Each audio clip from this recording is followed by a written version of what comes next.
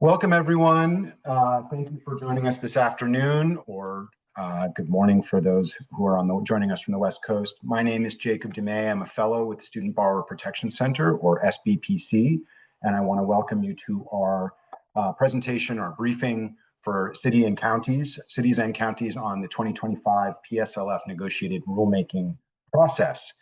I am going to just say a few things before we hand things over. I'll be fairly brief. First of all, for those who are less familiar with SBPC, we are a national nonprofit policy organization that aims to alleviate the burden of student debt, put an end to the student debt crisis. Through advocacy, policymaking, litigation, education, and technical assistance, we rein in industry abuses, protect borrowers' rights, and advance economic opportunity for the next generation of students. I'm going to talk a little bit about housekeeping here. Pretty briefly, first of all, you can use the Q&A feature on Zoom to submit questions. We will have some time for Q&A at the end, and we will monitor that. I'll also help to keep time, so I apologize to my colleagues for being potentially rude. I don't think I'll need to, but I may jump in and make sure that we stay on track. We will have a hard stop right at the hour, at 3 p.m. Eastern Time. Okay. And then I want to go through our agenda briefly. So we're going to start with Liz King from Leadership Conference on Civil and Human Rights with a welcome and level setting. We'll then go through an overview of the negotiated rulemaking process and the Department of Education's PSLF proposal. Betsy Mayotte, who served as a negotiator on the panel of the negotiated rulemaking panel, will give her readout and her thoughts. We'll walk through what the next steps look like for the rulemaking process, talk about engagement opportunities and specifically a city and county comment letter. And then, as I mentioned, preserve some time for Q&A and discussion. So with that, I want to just hand things over to Liz King, who is Senior Director, Education Equity Program at the Leadership Conference on Civil and Human Rights. Liz, over to you. Great. Thank you so much, Jacob. And a huge thank you for SBPC for getting this information out there and creating this opportunity. Always a strong partner of ours. So I am from the Leadership Conference on Civil and Human Rights. We are a national civil and human rights organization celebrating our 75th year. We're also a national coalition of other national civil and human rights organizations representing all of the diversity of America, all of the constituencies and communities that you serve, work with, and represent, and including those communities that are under attack here in this forthcoming rulemaking and what we're seeing in this public service loan forgiveness changes. Just one piece of historical context to ground us is the reminder that in 1956, the state of Alabama banned the NAACP. So we have seen this playbook before in which opponents of progress have sought to criminalize the pursuit of justice and equal opportunity. And what we see here is an effort to undermine and silence those who have viewpoints different from those held by the current administration. This is about shutting down support for immigrant communities, trans youth, diversity initiatives, and political protest. That is the larger context here. We're going to talk about the specific packaging, which is in proposed changes to the public service loan forgiveness that are wildly illegal, both because they violate the First Amendment and because they exceed the Secretary's authority under higher education law. But ultimately, that's what this is about, is undermining the pursuit of equal opportunity.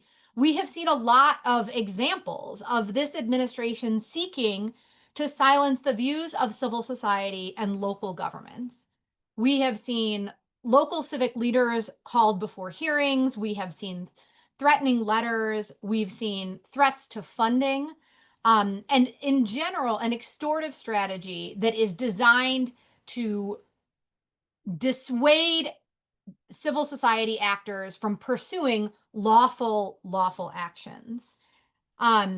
Again, this is both unjustified, morally wrong. It will make higher education more expensive and less accessible, and it is illegal. And you'll hear a lot more about that from our great colleagues at SPPC. I think one of the most important things to keep in mind here is that the framing that is being used is this sort of, quote, substantial illegal purpose. That is not a phrase that has meaning in education law, in education policy. That only has meaning in the context of the IRS and tax law. And while the Department of Education does not have the authority to change tax status, this is meant to be a roundabout way of undermining 501c3 status. And now that is what applies when we're talking about the nonprofit sector. But we know the intent here is not just to silence the actions of nonprofit organizations, but also to discourage local governments from providing information to their citizens about their rights, about resources available to them, about efforts by local governments to ensure that those governments are inclusive of and responsive to the diverse communities they represent. And really, this is about an effort to shut down the kinds of behavior and speech that this administration doesn't like. And so really you'll hear this over and over and over again, but it is incredibly important. You'll hear more about the process, how we got to this point, what comes next. But on behalf of the civil and human rights community, I just wanted to jump in here to say, we really hope that state and local leaders of all stripes, in all places, in all ways, in all roles will engage in the comment process. We expect there to be formal notice and comment rulemaking, which will create an opportunity for everyone on this call to weigh in. You'll get to hear more about specific opportunities there. There are no limits to how many comments you can submit. You can submit a comment on your own behalf as an individual. You can submit a comment on behalf of the local government with which you are associated. So thank you so much for the opportunity to be here. I look forward to the opportunity to answer questions later, and I'm very glad to be in good company with all of you and our esteemed speakers. With that, I will hand it over to the wonderful Winston. Thank you. Thank you so much, Liz, for really reminding us about some of the core issues going on here. I'm going to spend just the next few minutes making sure we're all starting from the same page in terms of what the Department of Education is proposing here. And I'm going to do that by talking about the rulemaking process at the Department of Education, which is a little bit unusual, and then the Public Service Loan Forgiveness Program proposal, what they're actually proposing to do. So we can go to the next slide. I'm going to talk about the negotiated rulemaking. So many of you may know, but not all of you, that in general, when the federal government wants to make regulations, new regulations, or amendments to existing regulations, they've got to follow the federal law, the APA, Administrative Procedure Act, which requires them to put forward their proposal, new or amended regulations, to the public for some period of time, receive comments, respond to those comments when they finalize and publish the final rule, right? That's the general notice of proposed rulemaking, APA federal rulemaking process. The Department of Education has a special precursor process to that called negotiated rulemaking.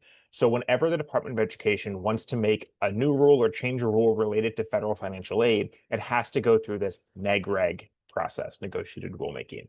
What they do is they call together a panel of negotiators from specific constituencies that relate to higher education and federal financial aid.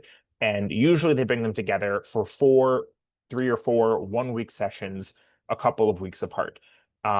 They propose language, they talk and get input from everyone, they modify the language, and at the very, very end of it, they take a vote.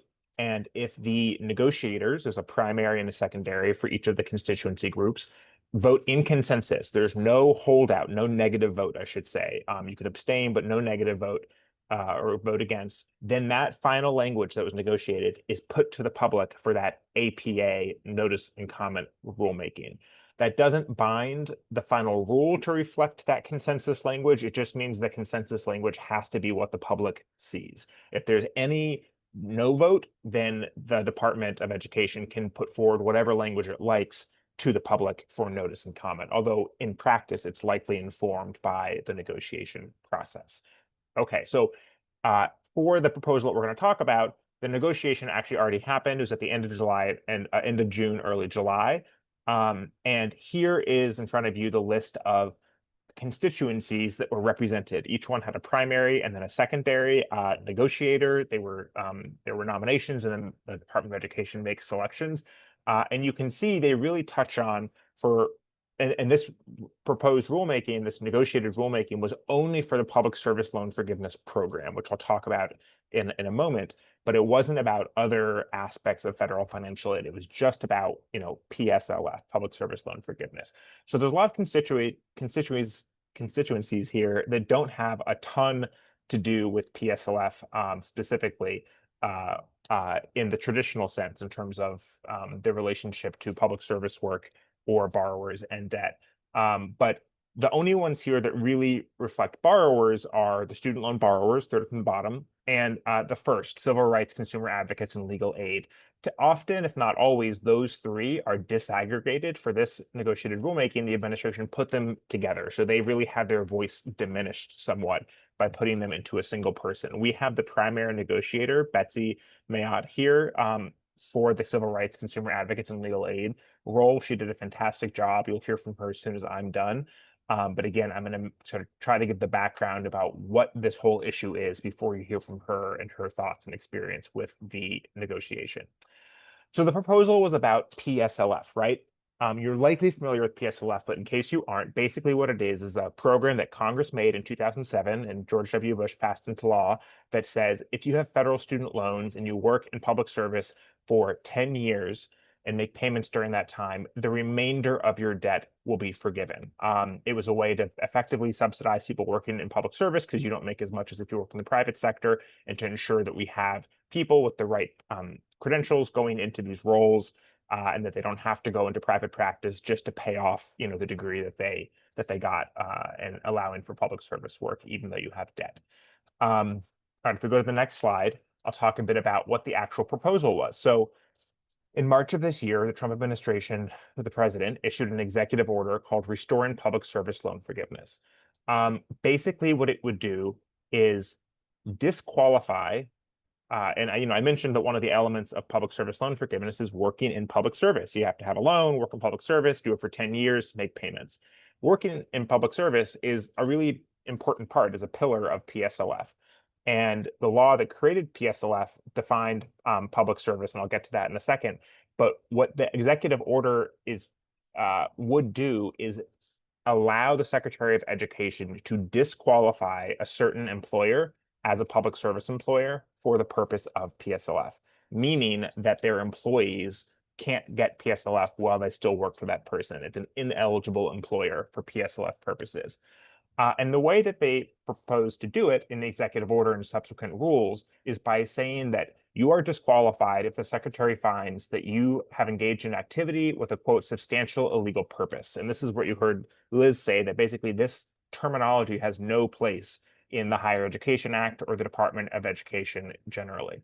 And they propose sort of 5 buckets of what would be considered activity with substantial illegal purpose. I'm going to sort of give one example for each of these buckets.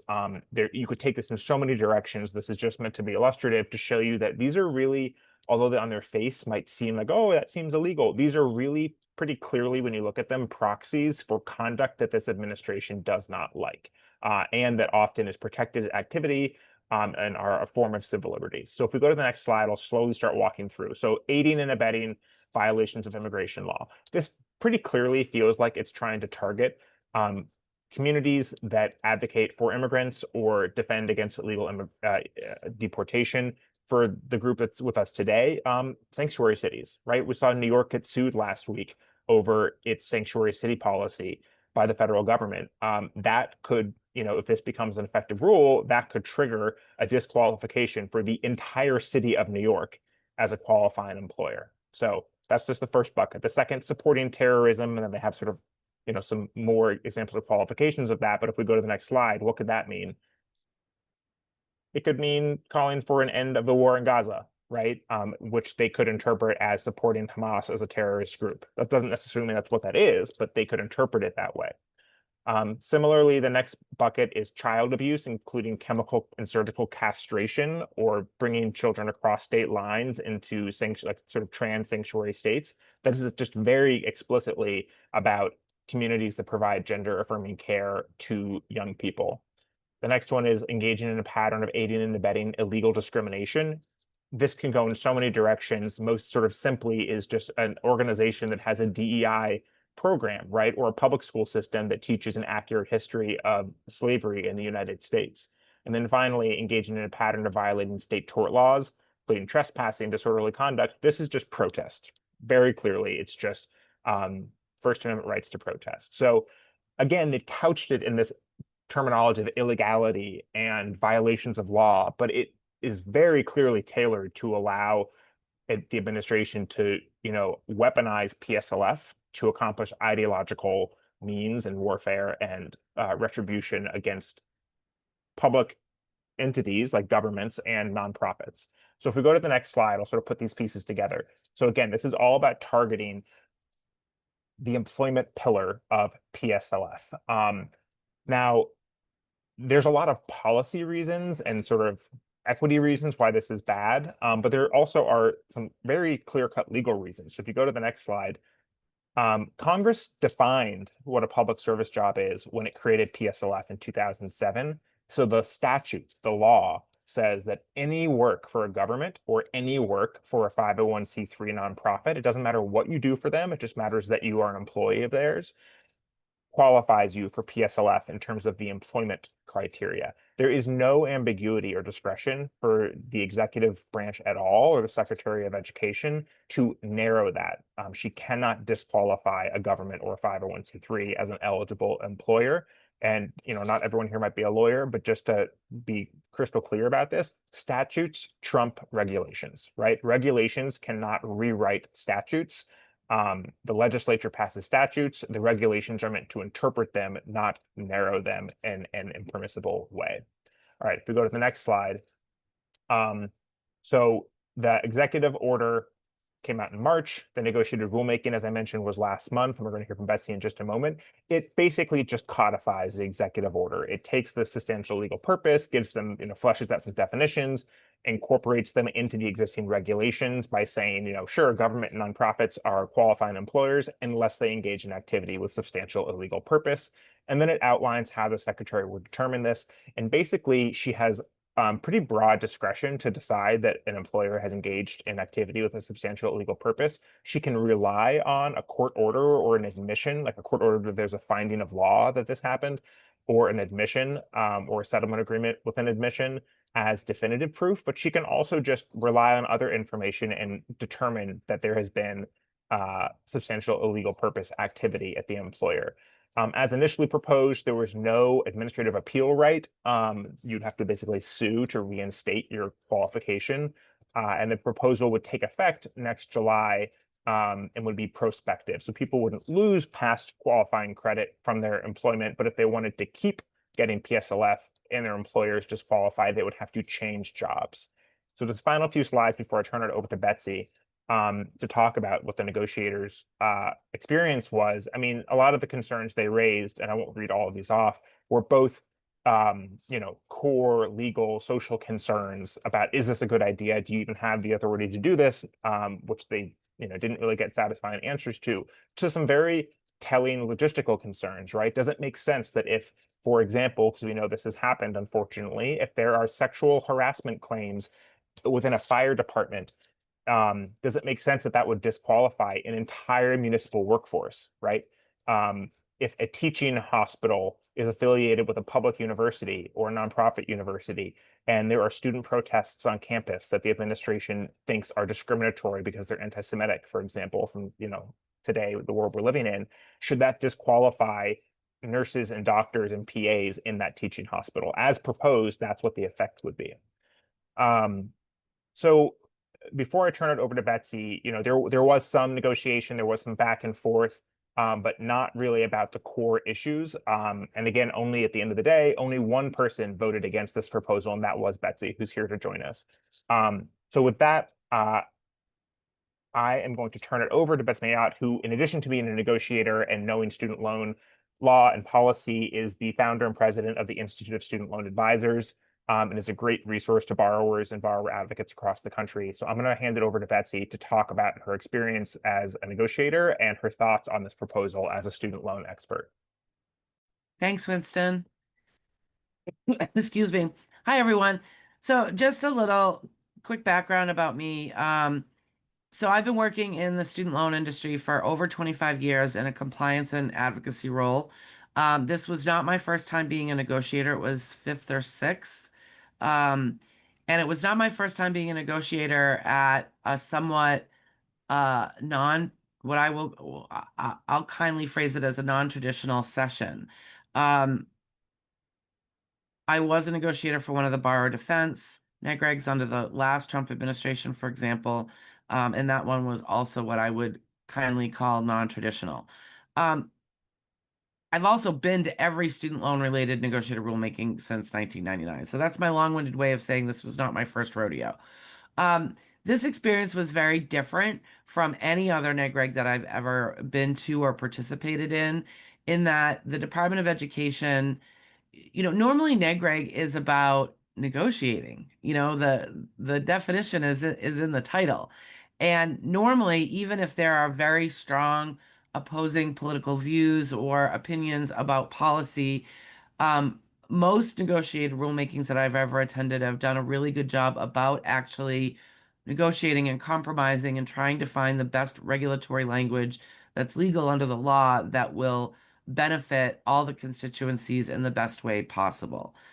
Now, one doesn't go into NEGREG thinking, I'm going to vote no unless I get everything I want. That's not what negotiating is. You very rarely get everything you want. And I certainly didn't go in to this NEGREG thinking that I was going to vote no unless I got everything I wanted. Um, but, as Winston pointed out, this proposal at its face is not legal. Under 455M, there is a clear, with no wiggle room, definition of a PSLF eligible employer being any government employer or 501c3.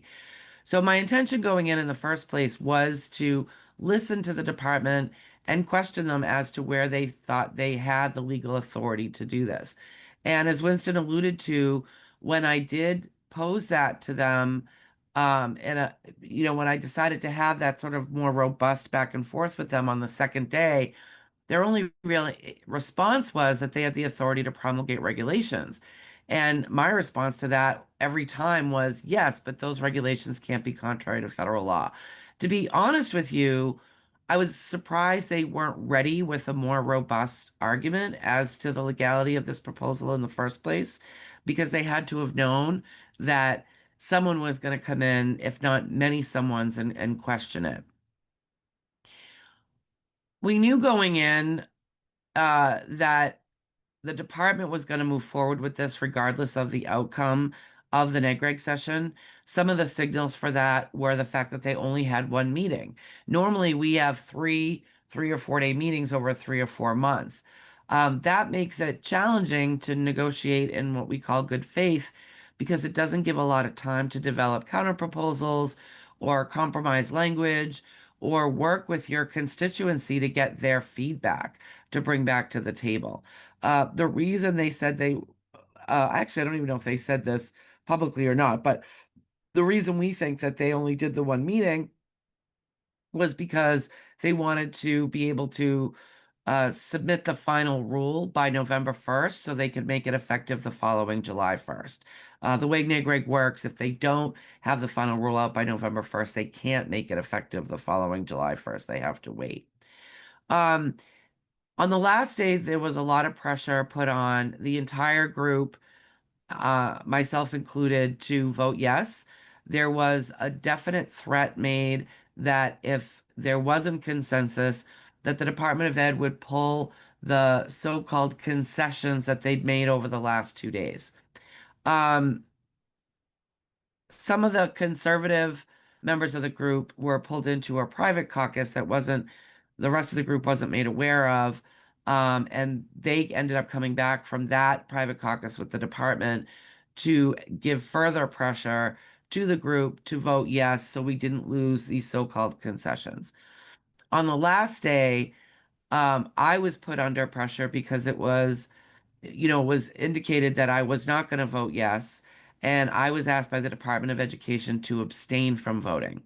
What me abstaining from voting would have meant was that they could have possibly reached consensus. And that was something that appeared to us to be very important to them to be able to tell the White House that they had reached consensus on this issue. we were pulled into a private caucus with the department and we had some back and forth. I indicated to them that I recognized that Ned Gregg was about compromise and that I was willing to at least abstain. I was never willing to say yes because I felt very strongly that the proposal was not legal at its face for the reasons that Winston expressed. Um, but I was willing to consider abstaining and giving them their consensus if they pulled the piece from the proposal that gave the Department of Education themselves the authority to make the decision that an entity had engaged in these so-called illegal activities. My position on that is that this was not the Department of Ed's wheelhouse. There are other agencies, including the courts, and especially the courts, as well as the IRS, who it is their wheelhouse to determine whether someone engaged in discrimination or whether someone was deemed to engage in terroristic activities. And that there was already language in the proposal that would allow those existing processes to make that determination. So if the Department of Ed removed themselves from the ability to make that determination, that I was willing to at least abstain. That was a non-starter for them. Upon pushing them as to why they felt it necessary to give the secretary authority to make that determination, in the end, what they said is they didn't think the existing processes were fast enough. At the very end, at the final hour, they offered to me to change the language from clear and convincing to substantial and pervasive. I know I'm getting it wrong, but a higher level of illegal activity for the secretary to make that decision. And they made it clear to me that if I didn't agree to abstain, that they would pull all of these so-called concessions. And I'll admit, I did think about it. Was it more important to ensure we got these so-called concessions than it was for me to abstain? And in the end, the reason I made the decision I made, which was to vote outright no, which didn't allow them to get consensus, was because it dawned on me that these concessions were probably not going to get pulled from the proposal in the first place. The big concessions that they added along the way were, number one, adding a process for an employer to defend themselves if the secretary accused them of engaging in these illegal activities. The second big concession was giving an employer that loses their PSLF eligibility the ability to do something to get back under eligibility. And I realized that anytime someone, whether it be an entity or a person, is accused of something illegal, there's required to be a process for them to defend themselves. So I realized that these really weren't concessions at all, but things that the Department of Education really had to have if they had any chance of this getting through a court. Again, absent the fact that we don't think this is legal in the first place. So I realized I really didn't, in my constituency that I was representing, didn't really have anything to lose by abstaining and not having consensus go through. So that's why I ended up saying no rather than just abstaining altogether. I do believe that this will be challenged in court, and I just don't think they have. And Winston expressed it a lot better than I'm about to. I don't see how they do have the authority to do this. But the other thing that came across my radar as we were under these considerations is on June 30th, which is in the beginning of this negotiated rulemaking session, the department issued a press release accusing Harvard University of, quote, violently violating discrimination law. And while the department said that they had no intention of using this in a targeted way, that press release gave me pause as well in making the decision that I made. I think I've covered everything that I was going to cover. I am open to questions and will be here for the rest of the session. And Winston and Liz, if there's anything that I missed, let me know. That was great. Thank you so much, Betsy. So Next, if we can get the slides on. Hello, folks. My name is Aisa Canchola Banez. I am the policy director at the Student Borrower Protection Center.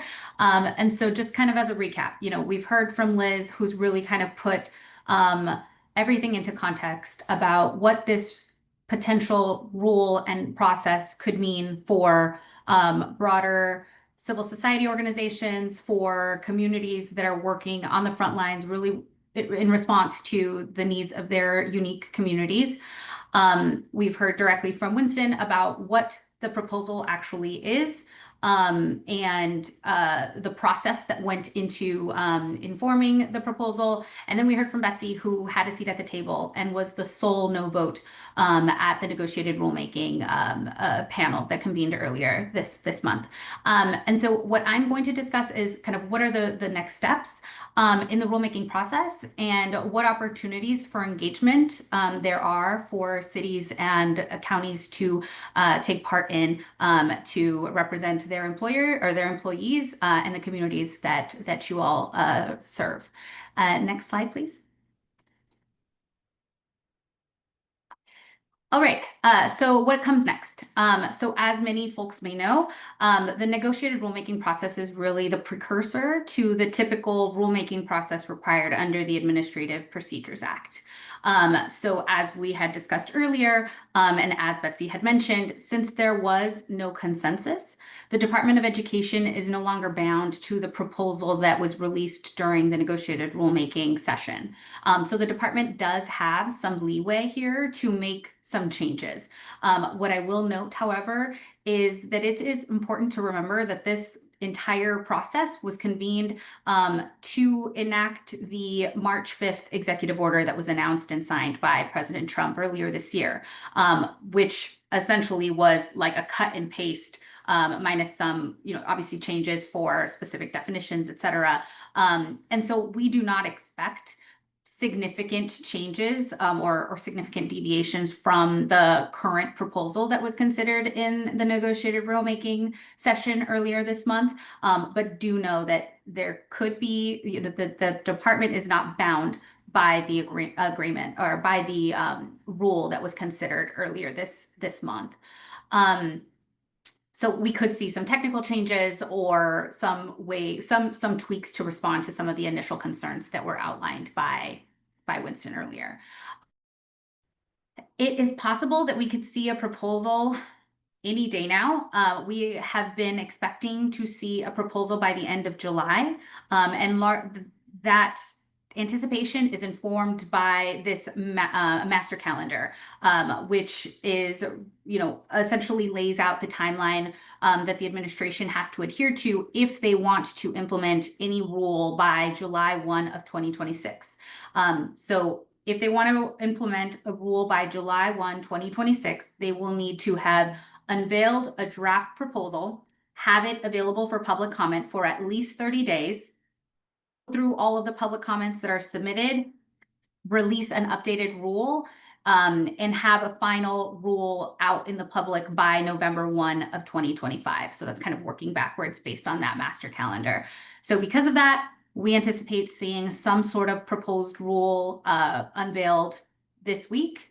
And then we expect a very short 30-day public comment period at which members of the public, students, borrowers, nonprofit organizations, local government employers, and entities have the opportunity to weigh in and provide feedback, highlight concerns and challenges that they could pose, they and the communities that they serve could face as a result of this rule.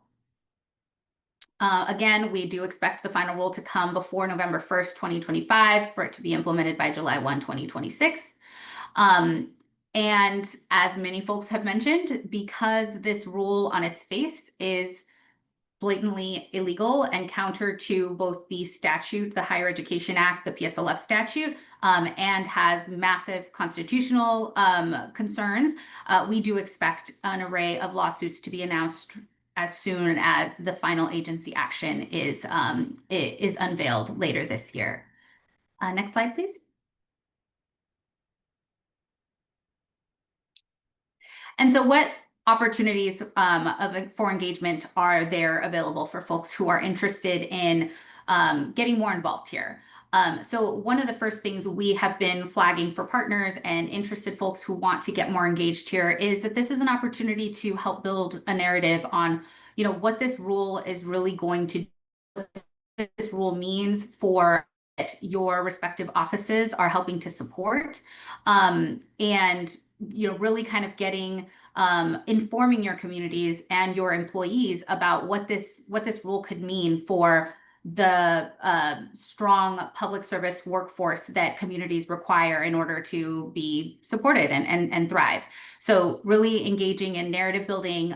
We have been encouraging folks to write letters to the editor or to draft op-eds about how this draft rule could harm particularly our most marginalized and vulnerable communities across the country.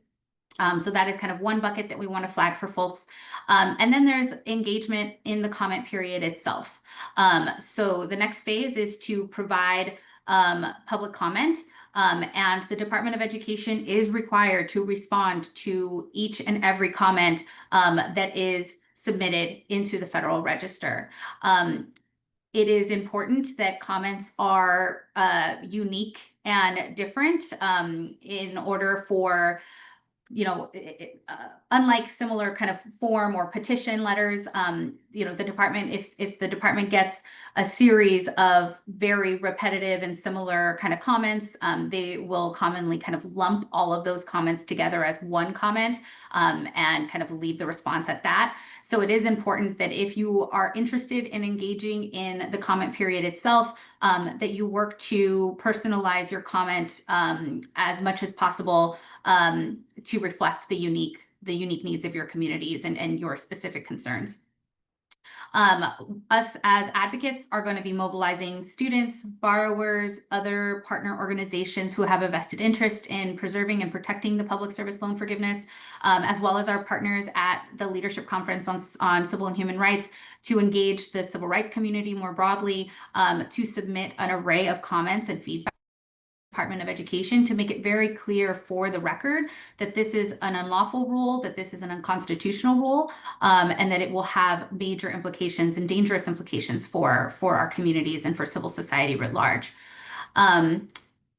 And then there's litigation efforts that are currently under discussion. And so if there are folks who are interested in learning more about potential lawsuits and legal responses to this rule, we welcome folks to reach out to my colleague Jacob or Amy to put you in contact with the relevant folks who are having those conversations. And so with that, we could go to the next slide, Jacob, and I think I'm handing the floor back to you, sir. Thank you so much, Aisha. So I am just going to speak briefly on the specific front of comment letters from cities and counties.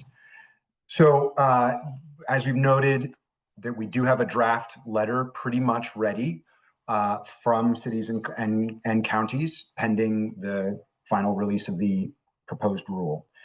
And what this letter really calls out is how deeply local governments, as well as our very important partners at state governments and nonprofit organizations, but really directly local governments, the cities and counties who are on this call, who we're engaged with, would be harmed, and how it would harm their employees and their communities. And so you see here some of the points that were made here, that this is pretty clearly an effort to weaponize the public service loan forgiveness program, to target entire cities, to target our civil structures, really our civil society, by pulling away this commitment, this bipartisan commitment to public service. It would destabilize our workforce. It hurts our ability to recruit and retain employees that are essential for doing the work that we all do. It would increase costs directly from there, certainly for training and hiring purposes. You would have this fight over potentially having to pay people more money to retain employees who would otherwise look for work elsewhere, a very expensive proposition. So costs is another harm. Creating legal and administrative ambiguity. You can think of the headache in your legal departments, your HR departments, of how to handle this, of how to interpret this, how to tell your employees what's going on. What if it were to happen that your city was targeted? that PSLF was stripped away from employees. Would there be legal liability? How would you handle that? So a very big problem there. And then, as I touched on, the essential services across, immigration, gender affirming care, educational equity, and a number of fronts, but really broadly through all that we do, because any organization that does one thing that they say, we disagree with that, and we're pulling PSLF, everyone that works at the organization loses their job. City bus drivers, administrative workers, building inspectors, the list goes on, and you can see how important and disruptive that would be. Plus, of course, not to diminish the actual critical debt relief that we care about going to our public service workers. This is an important reward for putting that time in and for serving our communities. So the comment letter is going to be a pretty quick turnaround. We've talked about how we expect this to be released soon and how we expect a very short, potentially 30-day comment period window. I know personally that is we need to give as much time as possible for our city and county allies in this effort to move that up the chain, to review, to get comfortable with this, to understand the implications. But we hope that many of you will sign on to this letter, and that's why we want to circulate this letter pretty much as soon as we can, as soon as the NPRM is dropped, and we make sure we're consistent with what is stated there.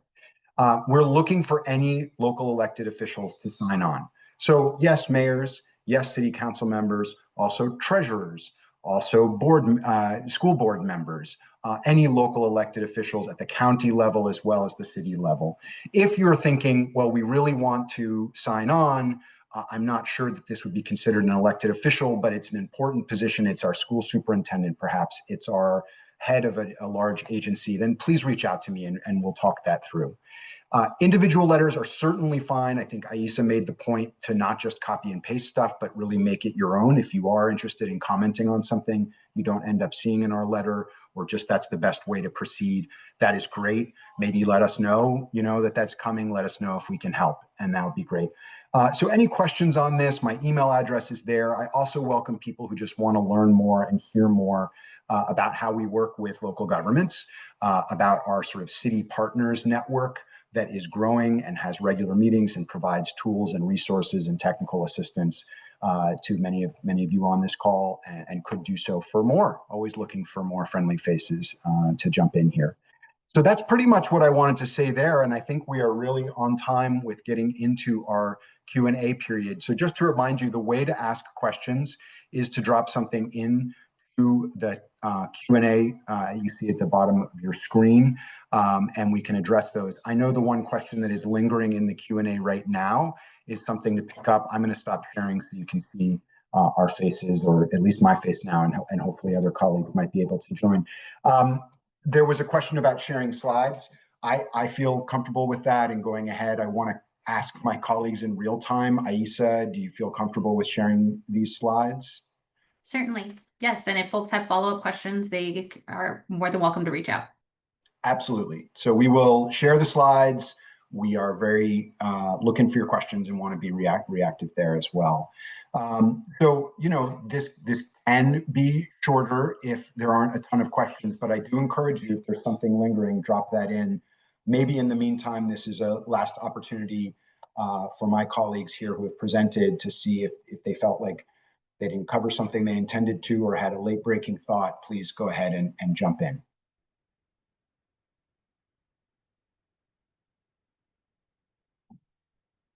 And I'm comfortable with silence up to a point. That's one of my weak points that I'm working on. Betsy, did you have anything that you wanted to add, or just letting us see your wonderful face? That's it.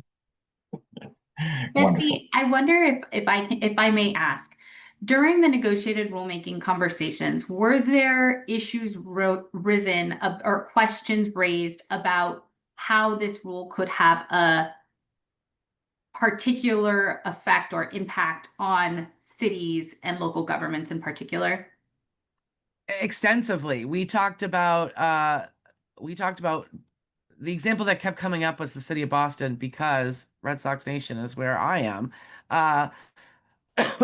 So, and it was around concerns about the fact that cities, states, etc., tend to share an EIN. So whether you work for the Boston Fire Department or whether you work for the Boston school system or the HR office in Boston City Hall, you're all sharing the same EIN. And there was incredible concerns raised about how the department was going to parse out if they took the eligibility away from the Treasury Department, that the Boston firefighters wouldn't end up also losing their eligibility. They claim to have found a way.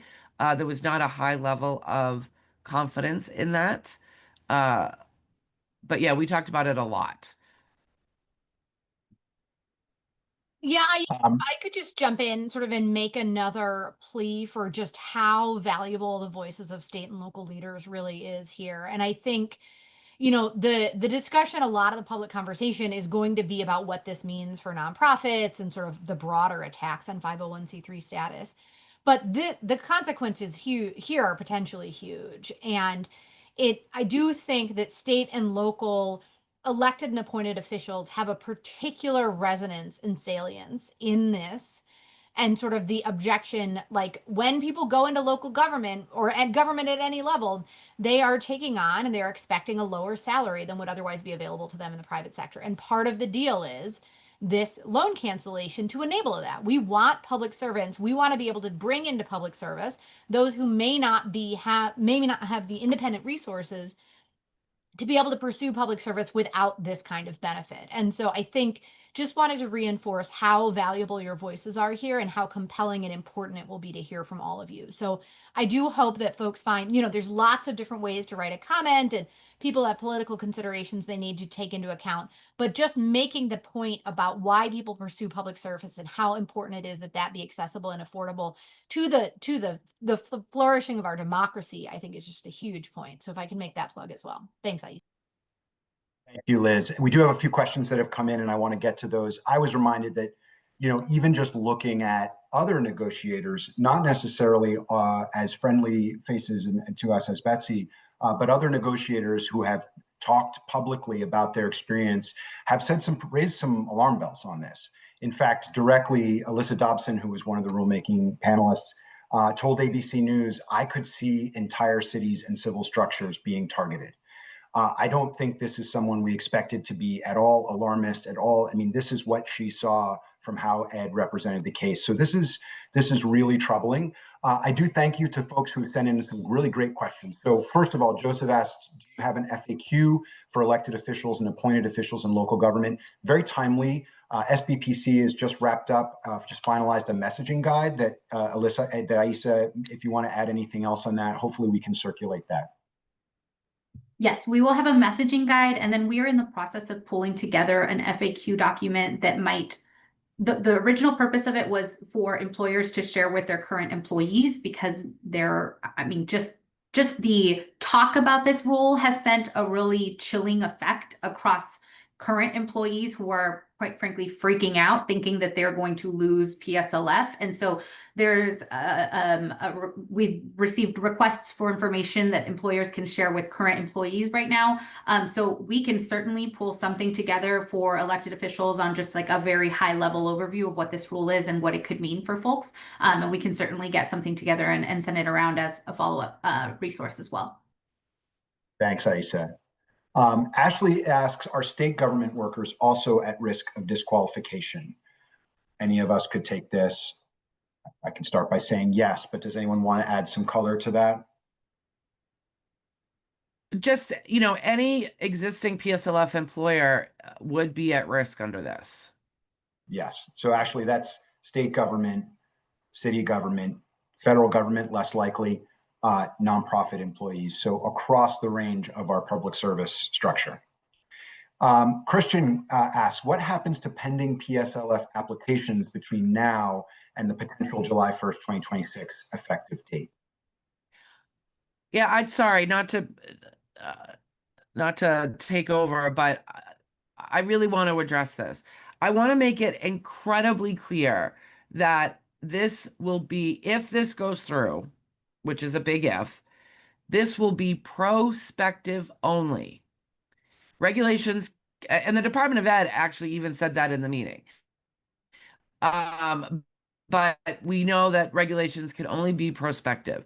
So nobody is going to lose existing counts because of this.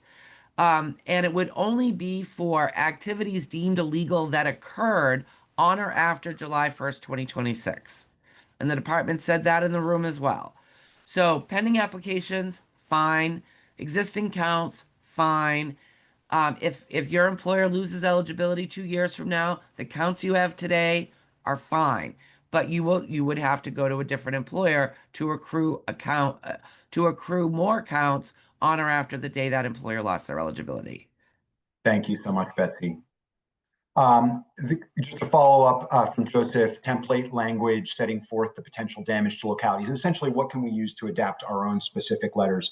And I think that's great. I think both the slides that we'll share, messaging guide, and the FAQ that Aisa mentioned, and the comment letter that we will share broadly, lay out plenty of that material for you to draw from. So we're not worried about you taking some of the material from that group comment letter and adapting it to your own purpose. That's totally fine. I think what we want to avoid is a copy and paste where you just change the header. That's what they're going to just say, oh, it's the same thing. So we will share all of that. There's an ask here for personal comment letters. Is there a way to coordinate the topics to ensure there isn't a lot of overlap? Anyone want to take that? So we will also, if folks are interested in submitting a comment in their own personal capacity as a student loan borrower, we will also be circulating a template resource for individual borrowers. And so if that is of interest, folks can reach out and we can make sure to share that along as well. The way that we can avoid tons of overlap is by personalizing your comment to as much as possible and sharing why PSLF prompted you to take on a career in public service, and sharing the work that you do in community each and every day, and how, if this program is to be politicized and weaponized in this way, what that would mean for you, for your employer, and for the community that you serve. Thanks, Aisa.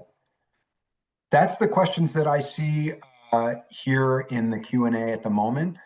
So we're doing great on time. If you have a last burning question, now would be the moment to put it in there. Otherwise, we can move towards wrapping up and thanking you. I also want to offer again, my colleagues, in addition to my thanks for joining us and giving this great information, offer you an opportunity if you wanted to say anything in closing at this point.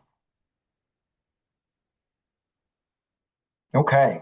Well, this has been a really great, wonderful opportunity to speak with you all. Please do reach out with any questions. Keep your eyes peeled on your email. It will come from me, the comment letter, and you can ask me for anything that you missed or anything else that you need. Thank you so much for joining us today, and have a great rest of your day, everyone. Bye-bye. Thank you.